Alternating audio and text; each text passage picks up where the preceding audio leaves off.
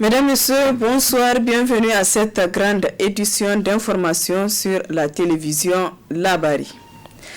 Affaire nationalité du candidat du PNDS Taraya à la présidentielle, Mohamed Bazoum.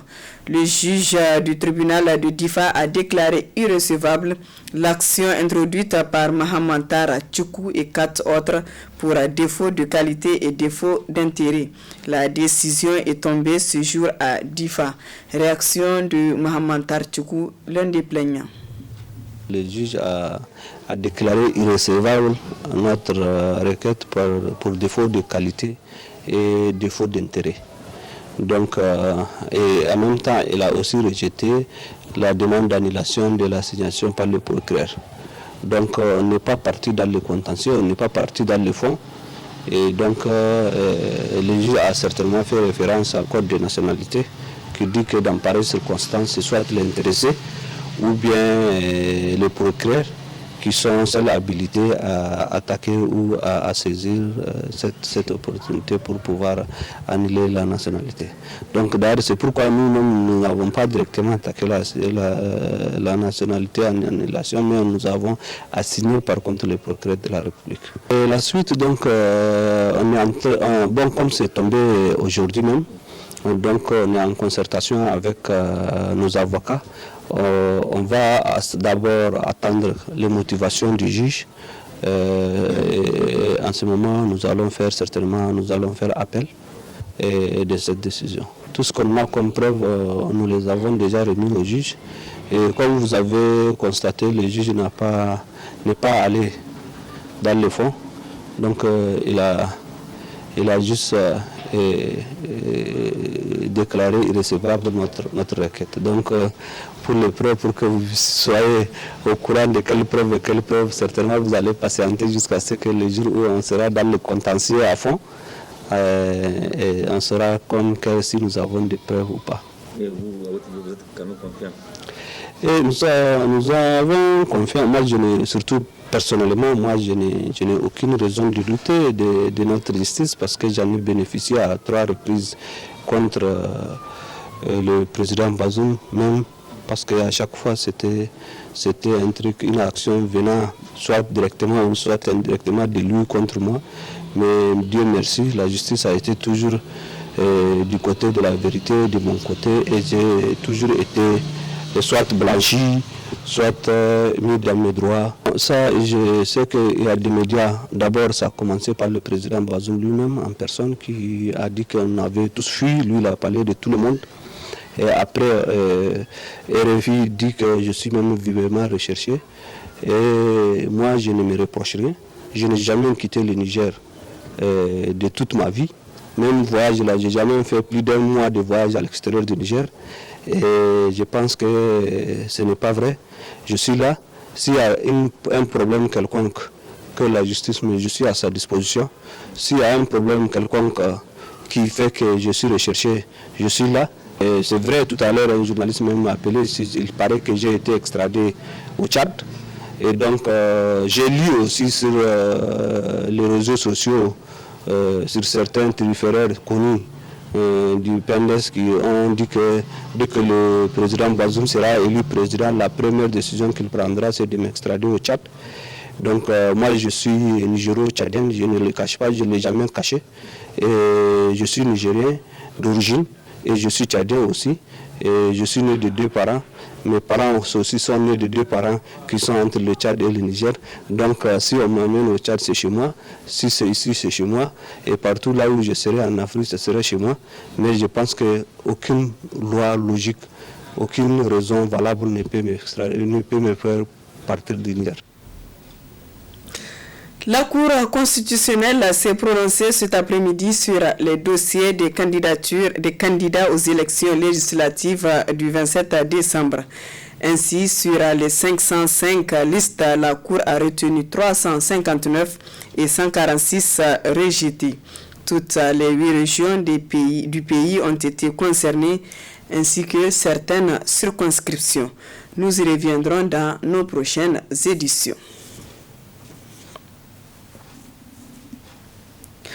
Le réseau des organisations pour la transparence et l'analyse budgétaire ROTAB, appuyé par le mouvement Tournant la page, et publié ce que vous payez et se mobilise devant la justice de la France par rapport à l'affaire Uranium Gate impliquant le géant du nucléaire français Areva, actuel Orano. Dans cette affaire qui avait éclaté en 2017, plusieurs milliards de francs CFA ont pris d'autres directions. Précision avec Hassan Saleh Mustafa. L'affaire était qualifiée du plus grand scandale des autorités de la 7e République. L'Uranium Gate a provoqué un tollé général au Niger et à l'international. Au moment des révélations des faits, le réseau des organisations pour la transparence et l'analyse budgétaire ROTAB Niger et plusieurs autres organisations de la société civile se sont mobilisés pour saisir le parquet de Niamey qui avait demandé une caution de 20 millions de francs CFA. Et depuis, c'est le silence total autour de cette question à laquelle le Niger attendait des éclaircissements. Eh bien, si au Niger c'est le silence, à l'international, le dossier vient d'être réactivé. En effet, le mouvement Tournant la page TLP Niger, le ROTAB et Publier ce que vous payez se sont mobilisés devant la justice française. Ainsi, dans un communiqué de presse, ces trois structures rappellent que le Niger possède 8% des réserves mondiales d'uranium, un métal indispensable pour le fonctionnement des centrales nucléaires.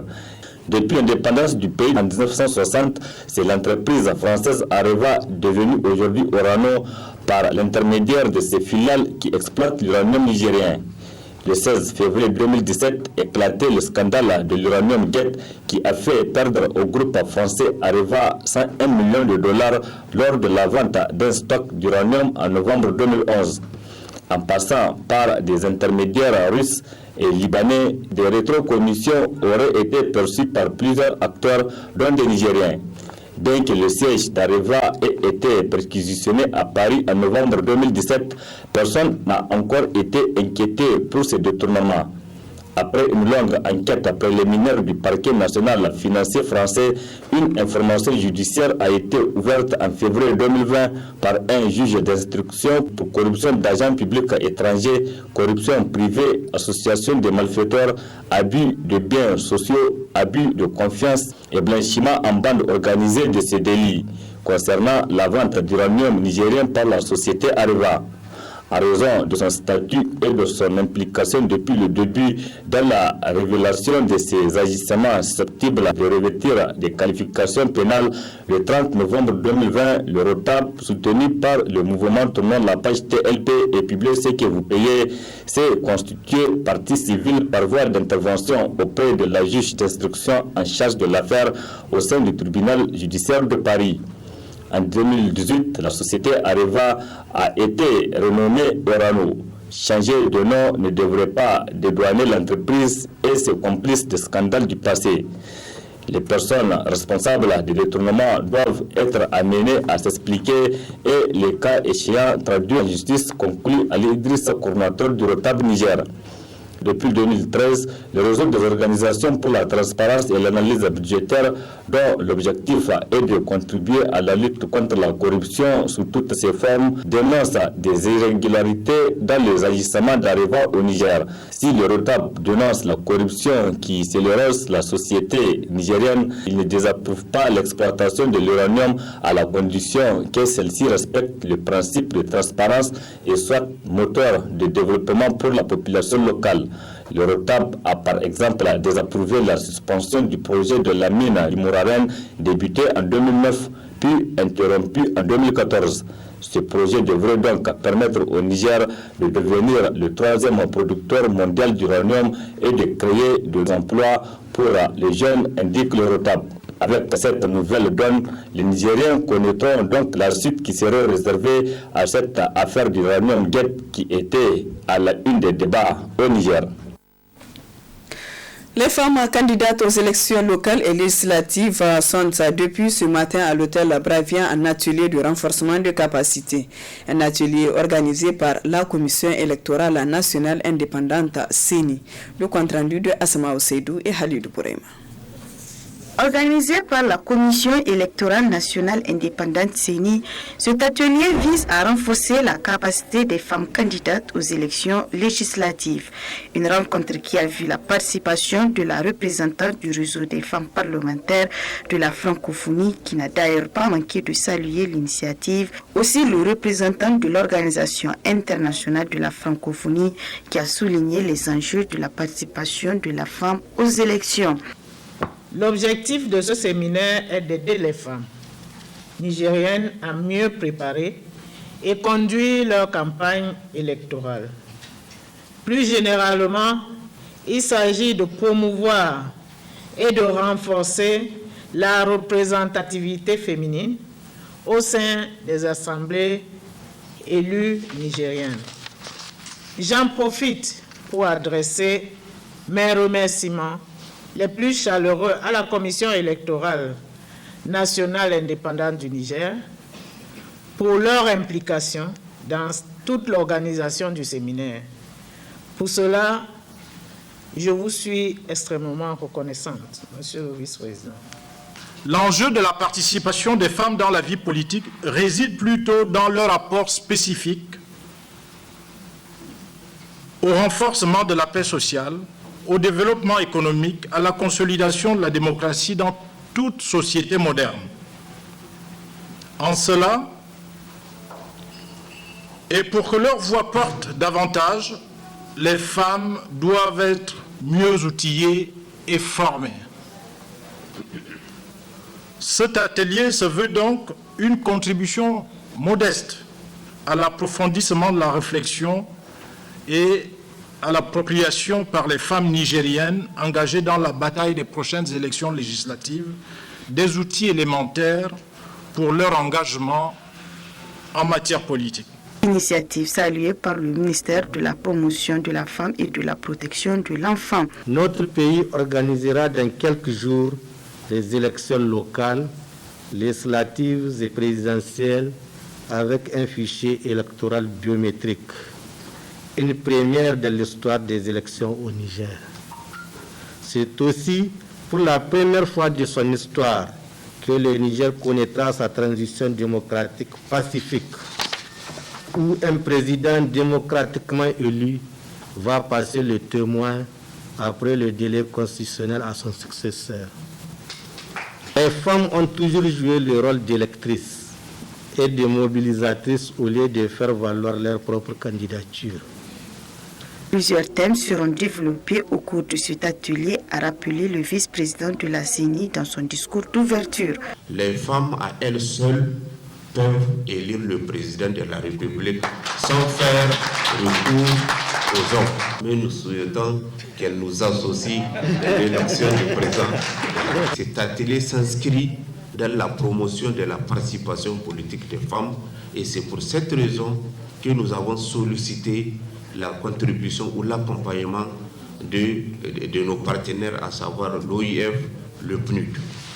Au cours de cette formation, plusieurs thèmes seront traités. Il y a d'abord genre et processus électoral en Afrique, enjeux, défis et perspectives, le leadership des femmes africaines, enjeux et défis globaux et personnels du leadership pour le changement, qualité d'une femme leader et comment communiquer en public. Cet atelier de renforcement des capacités des femmes candidates aux élections législatives, qui durera 3 jours, a bénéficié de l'appui financier de l'Organisation internationale de la francophonie.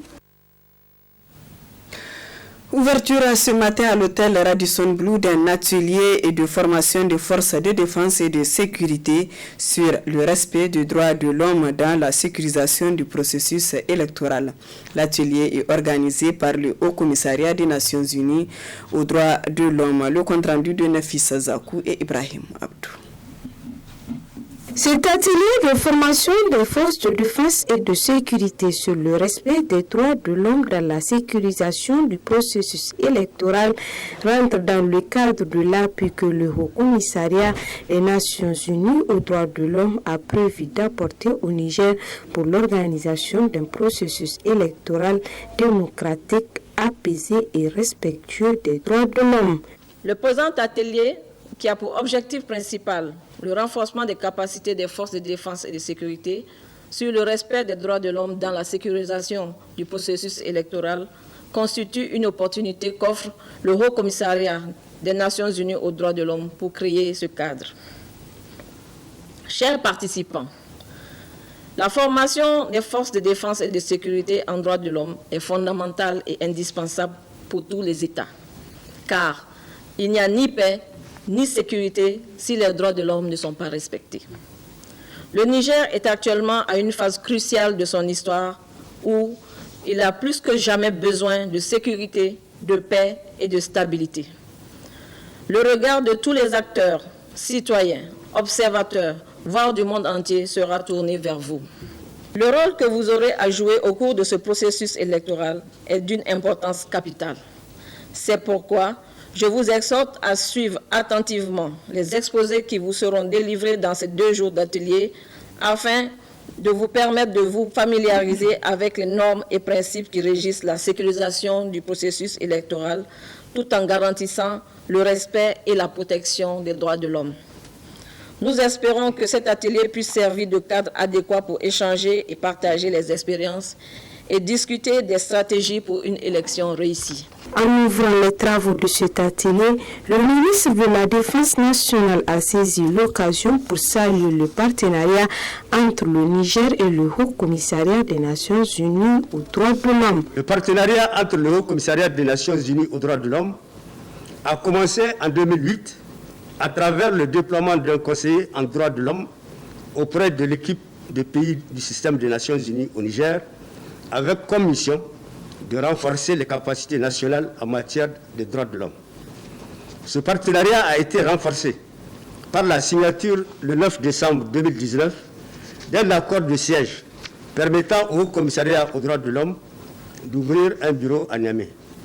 La mission principale de ce bureau est de contribuer à promouvoir et protéger les droits fondamentaux de l'homme et à faciliter la mise en œuvre des engagements du gouvernement du Niger dans le domaine des droits de l'homme, notamment en vertu des instruments internationaux relatifs aux droits de l'homme signés et ratifiés par le gouvernement du Niger. Ainsi, les travaux de cet atelier de formation vont contribuer à renforcer la situation des droits de l'homme et favoriser un processus électoral apaisé, démocratique et respectueux des droits de l'homme au Niger. Suite et fin d'une série de formations initiées par l'ONG Femmes Action et Développement FADA Niger à l'endroit des candidates MMD aux élections locales et législatives. La dernière thématique sur laquelle les candidats ont été formés est la communication politique et le processus électoral. Détail dans ce compte-rendu. L'ONG Femmes Action et Développement FADA continue dans sa lancée de renforcer les capacités des femmes candidates aux élections municipales et législatives, particulièrement celles issues du regroupement Mata Massoudbara de Caire International. Ces candidates MMD ont été formées sur diverses thématiques, dont la dernière a porté sur la communication politique et le processus électoral. En clôturant les travaux de cette série de formations, la présidente de l'ONG FADA a, au vu des changements constatés, salué les participantes pour leur engagement à réussir. La campagne est officiellement ouverte. La balle est maintenant dans votre camp. C'est la dernière formation que vous venez de bénéficier et on suppose que vous êtes prête pour les élections. Ce qu'il faut beaucoup plus mettre en avant, c'est ces acquis-là que vous venez de bénéficier. Je pense que ça fait maintenant 2 ou 3 séries de formations sur différentes thématiques. On suppose que vous avez déjà la base en tant que femme leader politique pour non seulement être influente dans vos partis, mais aussi pouvoir affirmer votre candidature. Et durant les formations, on l'a dit, on ne cherche pas que seulement de la quantité, on cherche aussi de la qualité. Si on a tenu à vous former avant les élections, c'est effectivement pour mettre l'accent sur cette qualité-là. Que vous soyez véritablement outillés, que vous affirmez votre leadership en tant que femme candidate, que vous soyez en mesure de bien communiquer à votre électorat, de bien le mobiliser et de mobiliser aussi les moyens pouvant vous permettre à battre campagne. Nous sommes très satisfaits en tout cas et des niveaux qu'on a constatés durant ces formations. Le grand résultat reste à venir. C'est quand on va s'assurer que au moins 80% des femmes qui ont été formées sont élues. L'ONG FADA et CARE International ont, à travers ces formations, permis aux femmes candidates MMD d'acquérir des connaissances et techniques leur permettant d'être élues. D'où ces remerciements des candidates à l'endroit de ces deux ONG. On a appris tout ce qu'on ne connaît pas. Vraiment, on remercie CARE International et FAD. Vraiment, nous avons vu beaucoup de femmes qui ne connaissent même pas qu'est-ce qu'une conseillère. Quelle est la place du conseiller? Qu'est-ce qu'on doit faire au moment du conseil? Quel est le budget? On a tout appris. C'est à cause de ça que nous sommes bien outillés. On va affronter ces élections-là avec un bagage intellectuel. Vraiment, CARE et à remercier. Vraiment, les femmes remercient lesquelles on va relever les défis à cause de cette formation que nous avons reçue pour CARE International.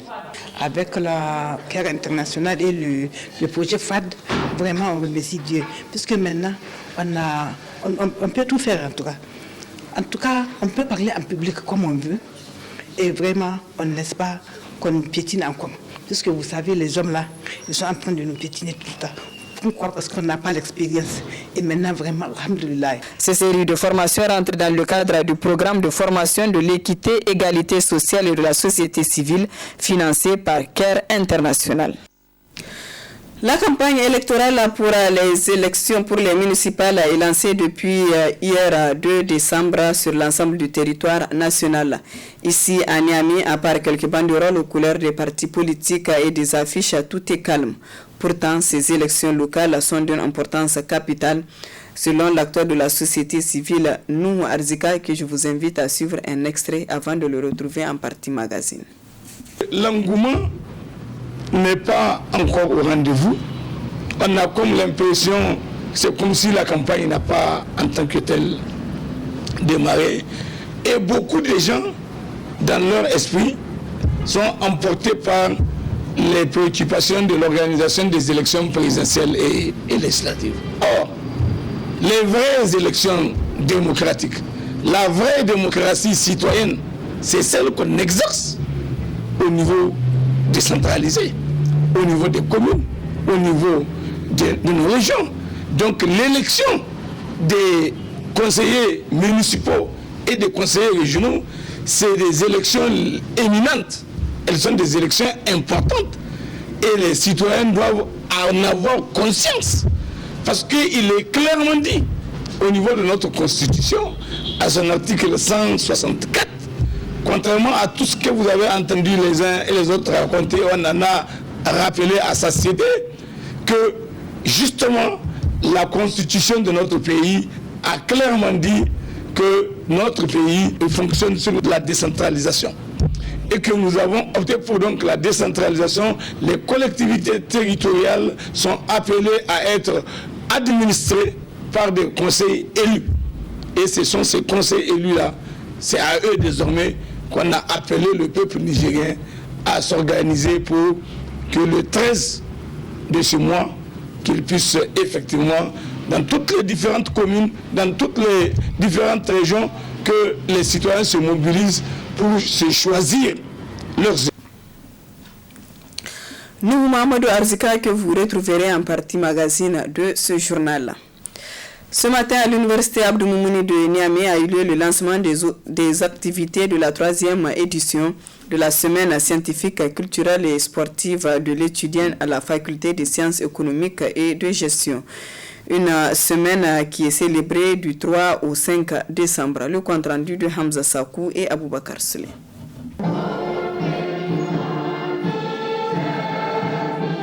Fidèle à sa tradition, cette année aussi, la faculté des sciences économiques et de gestion célèbre sa 3e édition des semaines scientifiques, culturelles et sportives de l'étudiant de cette faculté, placée sous le thème entrepreneuriat, rôle de l'étudiant à la faculté des sciences économiques et de gestion dans la relance économique post-Covid-19. Le choix de ce thème n'est pas fortuit, car depuis la fin 2019, le monde lutte contre un dangereux virus qui est apparu dans la ville commerciale de Wuhan en Chine et s'est propagé dans le monde avec une célérité éclair à cause du poids des échanges commerciaux de la Chine avec le reste du monde. Ce virus s'est montré invincible. Les dirigeants du monde n'ont eu recours qu'à des mesures exceptionnelles de confinement des populations afin de casser la chaîne de transmission du virus, mettant ainsi des pans entiers de l'économie de facto en apoplexie. L'étudiant à la faculté des sciences économiques et de gestion n'entend pas rester en marge de ces préoccupations. Cette relance ne saurait être l'apanage des seuls dirigeants, car une nation se construit des efforts consentis par l'ensemble des citoyens, de ses citoyens. C'est pourquoi, pour notre part, étudiants de la faculté des sciences économiques et de gestion, la relance nous appelle, comme la crise de Covid-19 a sollicité les agents de santé. Notre rôle à nous sera d'accompagner la relance de notre économie par notre formation, par notre engagement, par notre détermination et par notre expérience économique. Pour le professeur Bedari, doyen de cette faculté, c'est un sentiment de satisfaction qui l'anime pour le choix de ce thème. L'édition de cette année constitue vraiment un prétexte pour les étudiants de débattre sur des thèmes d'actualité, de l'actualité économique, de l'actualité managériale avec des experts. Nous avons autour de nous un certain nombre d'experts qui sont là. Concernant le sujet de l'entrepreneuriat, il est démontré que l'entrepreneuriat constitue un facteur de développement économique et social. Cela est démontré, c'est pourquoi le Niger s'est beaucoup engagé dans la création des entreprises. Il est aussi démontré que pour que l'entrepreneuriat puisse s'asseoir d'une manière durable dans un pays, il faut que ça commence par le milieu éducatif et particulièrement par le milieu universitaire. Et le thème qui a été choisi dans ce sens, pour que notre université puisse prendre les mesures qu'il faut pour que l'entrepreneuriat puisse être enseigné partout dans l'ensemble des programmes. Présent pour la circonstance, l'Union des étudiants nigériens à l'université Abdou-Mouni de Niamey a profité de l'occasion pour interpeller le gouvernement à avoir un terrain d'entente avec le SNEX qui vient de déclencher un mot d'ordre illimité d'arrêt de toute activité académique. Célébration ce jour 3 décembre de la journée mondiale des personnes handicapées. Cette année, la journée se tient sur le thème changement de mentalité, plaidoyer à l'amélioration de l'éducation des enfants handicapés et l'amélioration des conditions de vie de toutes les personnes handicapées. Quelle est l'importance de cette journée pour les handicapés? Élément de réponse avec le président de la Fédération nigérienne des personnes handicapées, M. Jibou Nuhu. La journée internationale des personnes handicapées a été instituée par les Nations Unies en 1992. Et la raison de cette institution de la journée, c'est qu'il a été unanimement reconnu que les personnes handicapées ont été et font encore l'objet de discrimination, de marginalisation. Et donc, il faut sensibiliser la population à la situation des personnes handicapées afin de faire changer les mentalités et les attitudes vis-à-vis des personnes handicapées. Et donc, c'est essentiellement pour ça que la journée a été instituée. Et nous, au Niger, chaque année, on célèbre cette journée à travers différentes formes d'activités, de plaidoyer à l'intention des autorités. Il y a beaucoup d'activités. Cette année, on a repoussé les activités entrant dans le cadre de la célébration de cette journée pour 15 jours.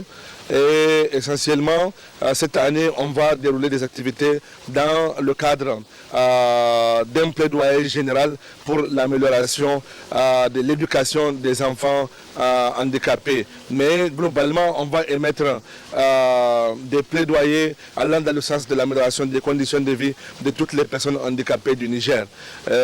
Globalement, les plaidoyers vont s'articuler autour de la réouverture du Fonds national de soutien aux personnes handicapées.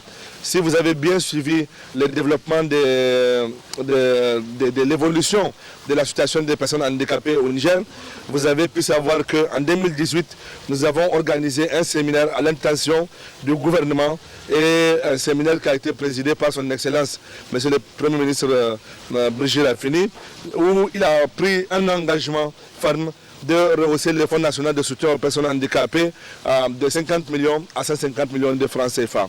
Malheureusement, les ministres au niveau du ministère des Finances, et pourtant, quand il a pris l'engagement, son Excellence, Monsieur le Premier ministre, le délégué au budget était présent. Le ministre délégué au budget était présent. Et malheureusement, au lieu de cela, on a plutôt, ou au contraire, assisté à la fermeture carrément du Fonds national de soutien aux personnes handicapées. Cela nous a fait beaucoup mal parce que le fonds, c'était un acquis.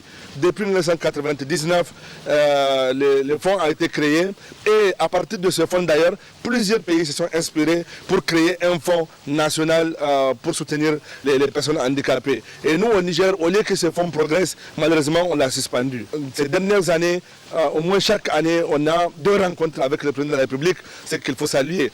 C'est une première. Et on a enregistré aussi des progrès dans le domaine de l'éducation, où le ministère de l'Éducation primaire a fait énormément d'efforts et de progrès dans l'achat du matériel spécialisé pour les personnes handicapées. Un mot de sport dans ce journal. Après avoir arraché les 3 points la semaine dernière au Mali contre le FC Yelen, l'Union sportive de la Gendarmerie nationale va jouer son match retour le samedi prochain au stade général Seynou-Kounchi. L'équipe s'est bien préparée pour affronter son adversaire, nous dira l'entraîneur de l'USGN Zakaria ou Ibrahim. Comme donc on a essayé vraiment de mettre les joueurs de retrouver la fraîcheur. Pour cela, nous avons fait appel à des spécialistes. Vraiment, ils sont sur eux pour leur permettre de récupérer assez vite. Tout se passe bien, dans la sérénité surtout. Donc, nous abordons ce match retour avec beaucoup de sérénité et de confiance, Inch'Allah. Oui, c'est vrai que 1-0, ce n'est pas... c'est juste un pas de gagner, ce n'est pas encore fait.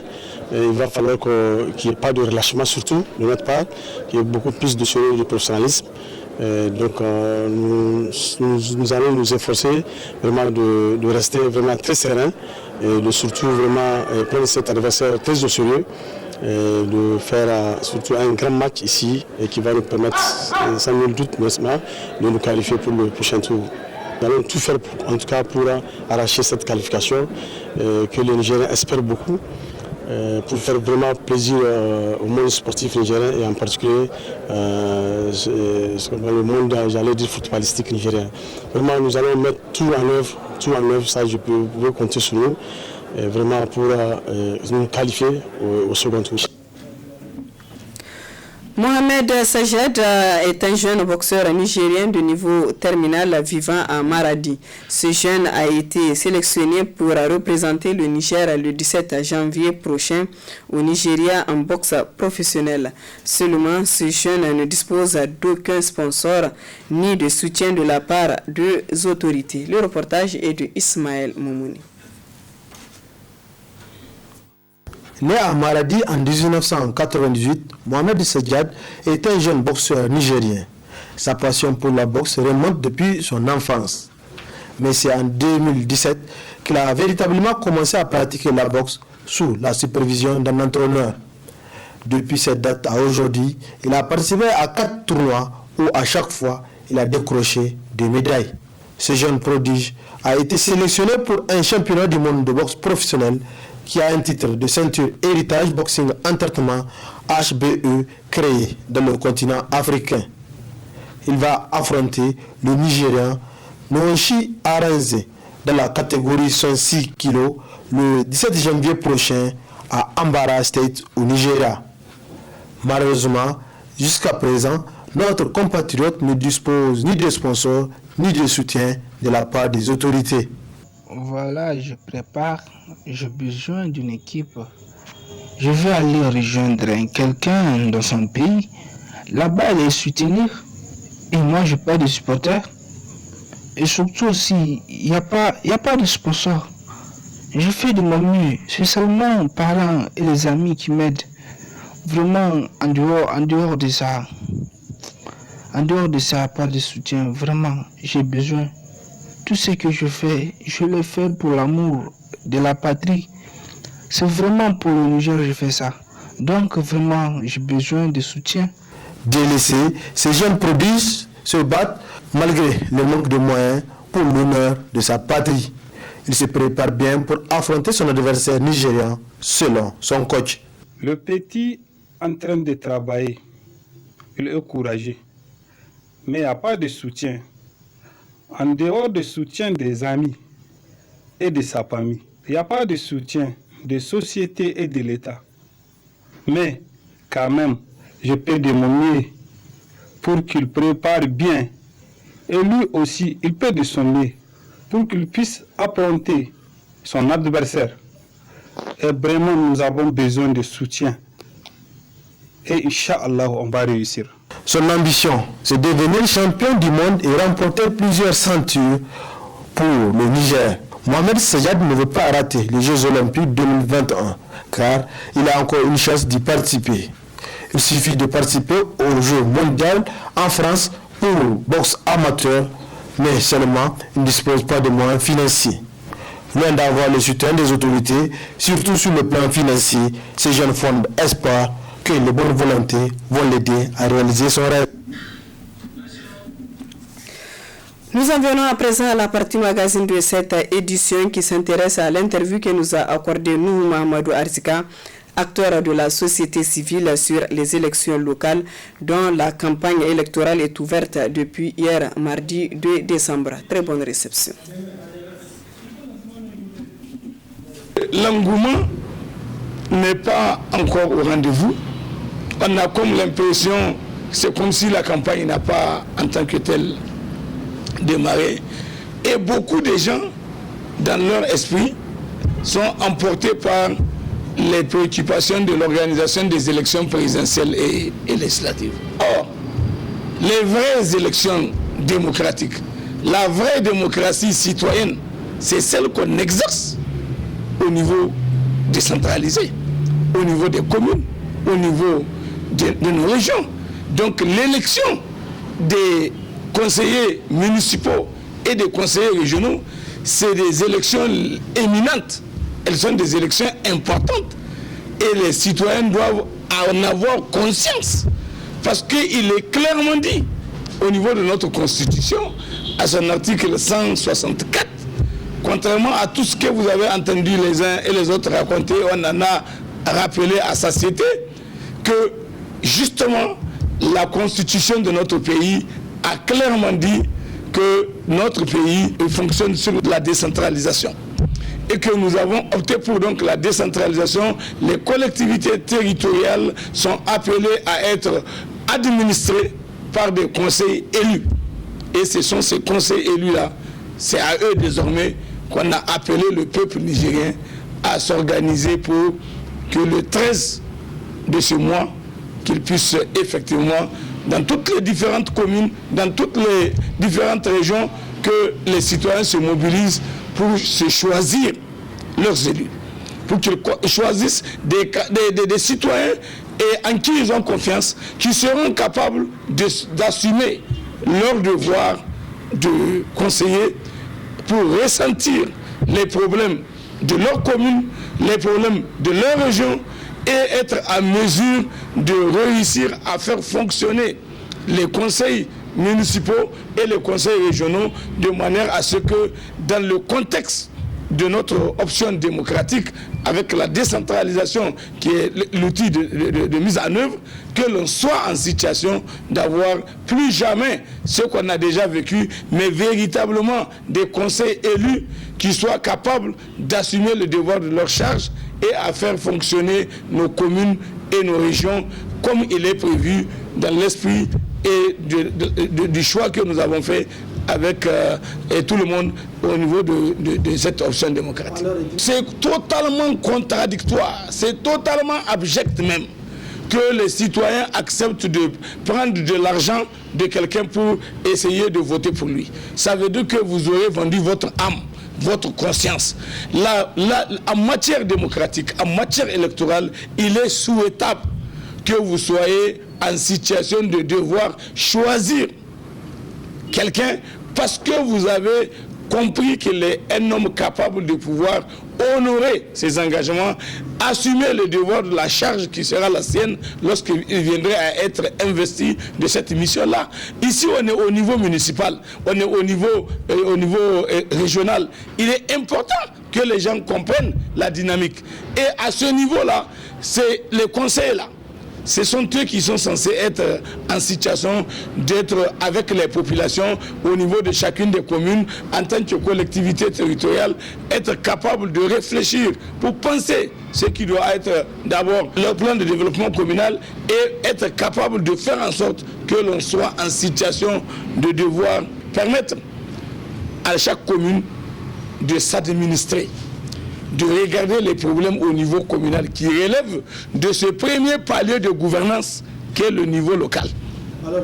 Ensuite, le niveau régional, parce qu'il s'agit des deux catégories d'élections, l'élection régionale et l'élection municipale. Le message que nous avons est le suivant.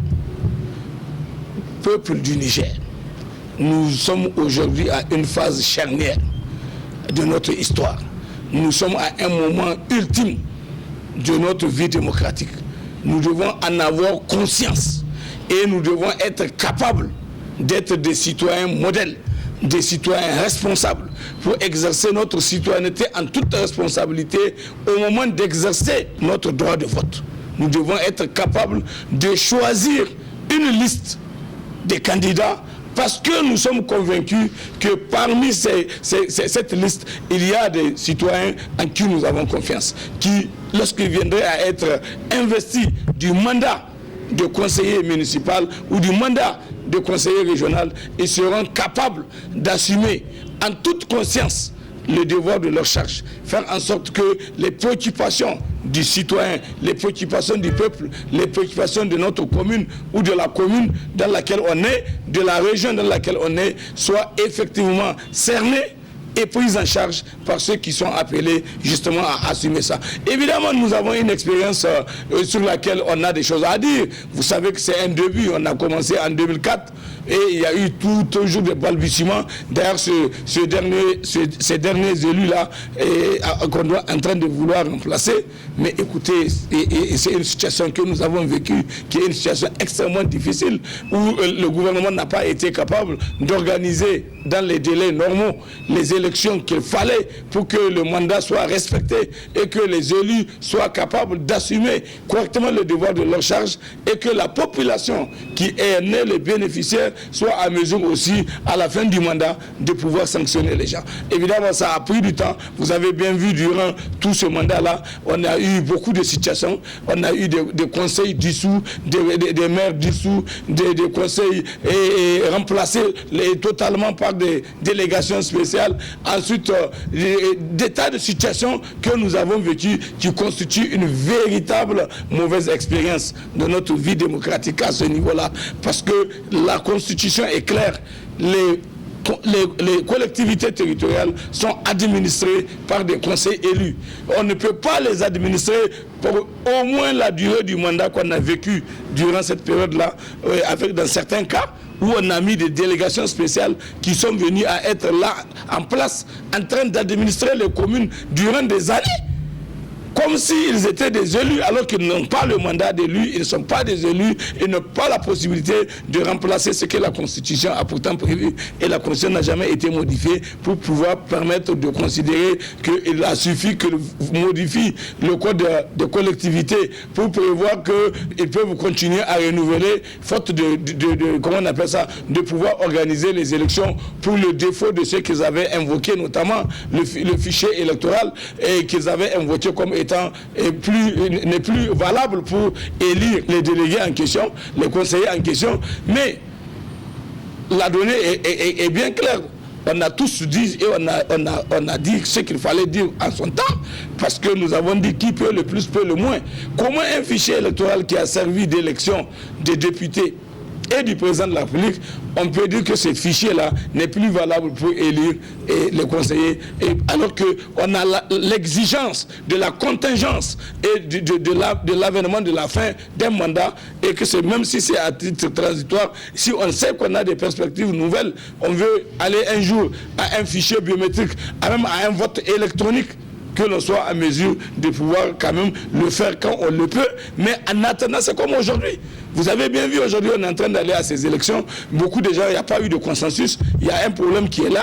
Il y a beaucoup de discussions, de protestations, de contestations. Et la CENI elle-même est considérée comme provisoire. Les gens contestent sa légitimité et par rapport à tout ce qui est en train de se passer. Mais néanmoins, compte tenu du fait que par ailleurs, il y a l'obligation d'organiser les élections. Le délai est arrivé. Il faut que se donner une certaine raison.